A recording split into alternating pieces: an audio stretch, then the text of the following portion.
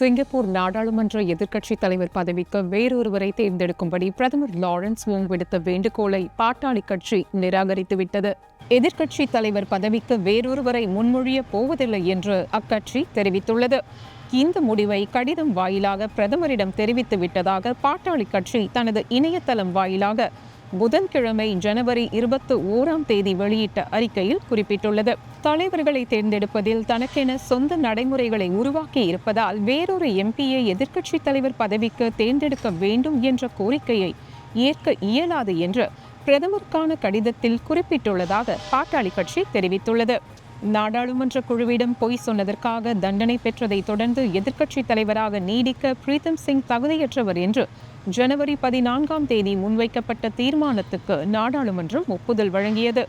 அதன் அடிப்படையில் பிரீத்தம் சிங் அந்த பதவியில் தொடர்வது பொருத்தமாக இருக்காது என்று தாம் முடிவு செய்துள்ளதாக பிரதமர் வோங் தமது அறிக்கையில் கூறியிருந்தார்.